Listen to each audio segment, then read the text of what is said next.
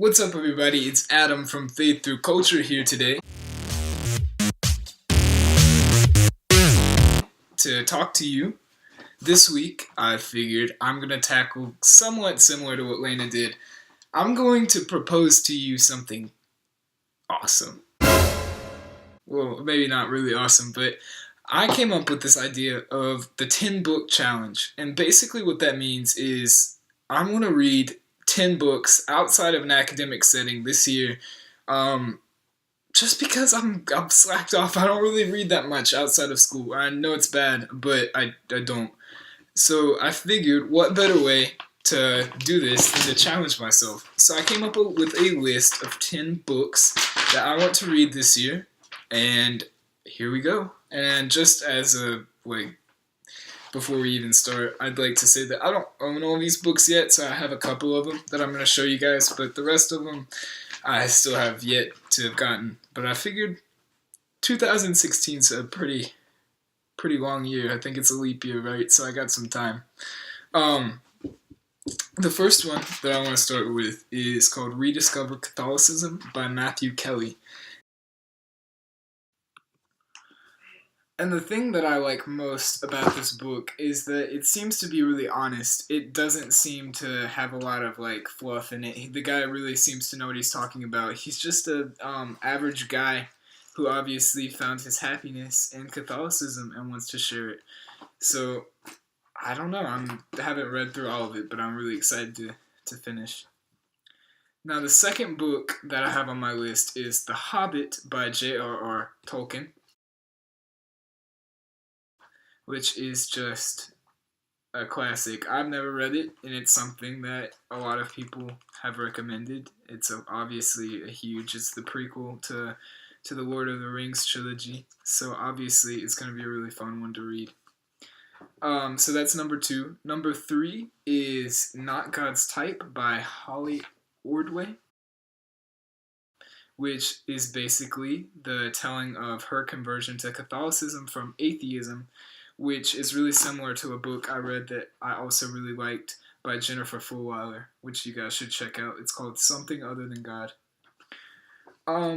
Number 4 is called Essentialism, The Disciplined Pursuit of Less by Greg McKeown. And I want to read this book mainly because it talks a lot about focusing on the most important aspects of life and living in a simplistic way, which is something I think we all need to strive for.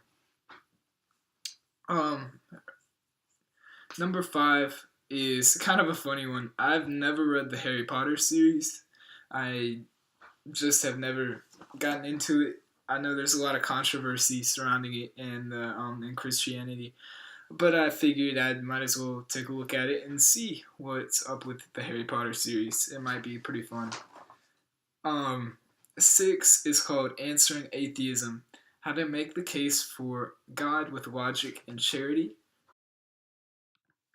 Basically, I think this just is an argument for Christianity and just kind of working through atheism and talking to people who are atheists in a way that is both charitable and logical, which is kind of awesome.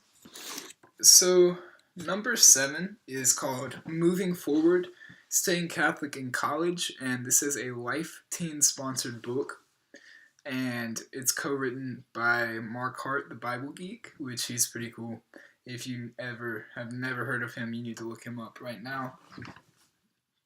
I don't think this book is supposed to be like a novel or anything. I think it's just some help and some tips of keeping the faith in college, which is something that I'm definitely going to need later this year.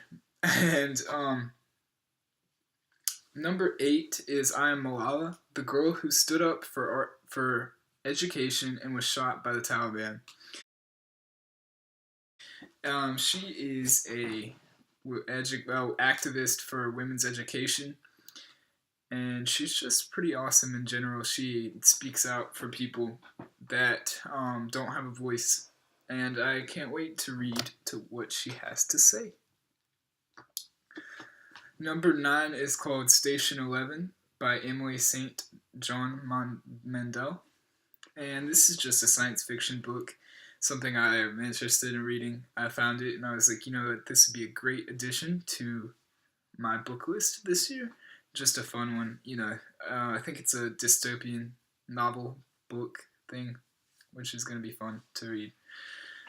So we're at 9, and I have to admit, I don't have a number 10. I couldn't find anything that I could commit to right now, I guess. I know it sounds stupid, but what I want to do is I want you guys to recommend me a book in the comment section below, giving me something to add to my list. And I want you guys to take the 10 book challenge as well, reading 10 books for pleasure as well as spiritual books this year. And I want you to comment the books that you have chosen. Either you can use the ones I have, you can change up a few of them, or you can change up all of them. It's totally up to you. Thank you guys for watching. God bless, and see you next time.